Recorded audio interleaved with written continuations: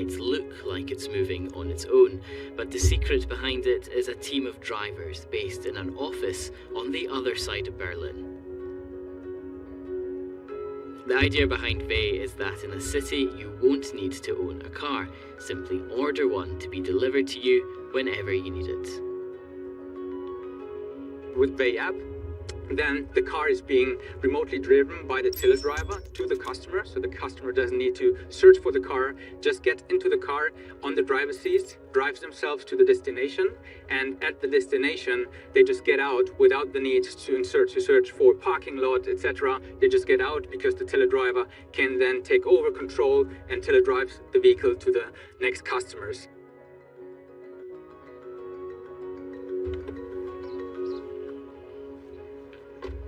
That took us about 30 minutes to get here. This is the tele station where they drive the cars as they move all over the city of Berlin. And then at television first, they're going to let me have a shot.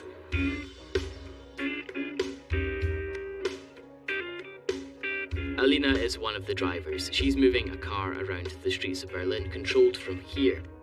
As I'm prepared to take over the wheel, I can't help wondering if it's easy to forget you're in control of a car. Niemals. Also ich vergesse es auf jeden Fall nicht. Ich bin mir meiner Aufgabe bewusst, dass ich hier an einer Station sitze und ein echtes Auto im Straßenverkehr steuere. Ich habe mittlerweile so viele Kilometer, dass ich mich einfach sicher fühle. Aber ich habe immer im Hinterkopf, dass ich aus der Ferne dieses Auto steuere. It looks just like a normal car. The steering wheel has all the buttons that I recognize, but of course there's this big red button. Exactly. What does it do? That's an additional safety measure which they implemented in case something happens with the session. Then the teledriver is trained to react to that by pressing the brake very hard and at the same time the emergency button, which basically will also bring the vehicle to a safe stop. So that's me now in drive. You have full control. Okay, get off the brake. Yeah. And we're starting to move forward. There we are. I feel like I'm getting very close to these cones. Here, left. Yeah. Oh. It's very strange, the spatial awareness of where the something cones that you are. have to get used to. Yeah. Perhaps my driving reputation came before me, but while I was behind the wheel, there was a safety driver, just in case things didn't go to plan. So Chris in the car is telling me to take my time.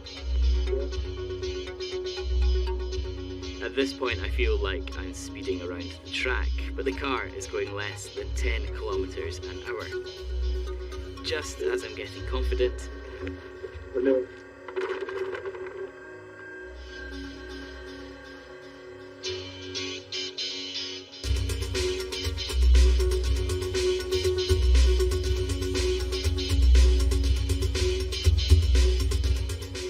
I have a lot more training to do before I get let loose on the roads. Drivers here go through hours of training, including theory and practical. Controlling these cars relies on 4G and a signal between the car and the driver. We all, of course, have been there where we've not been able to get a signal for whatever we're doing. What happens if one of these cars loses a signal? It's a very good question.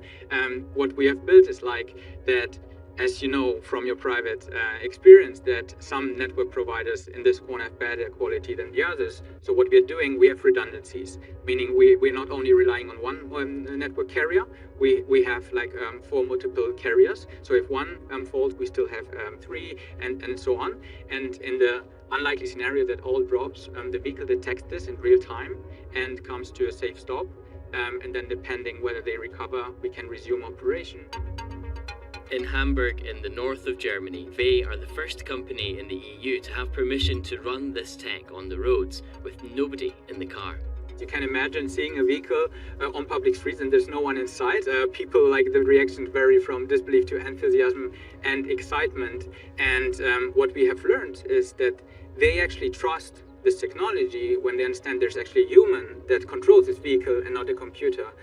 And I think this is like very important because it also shows the opportunity and like paving the way towards an autonomous future, which we believe in.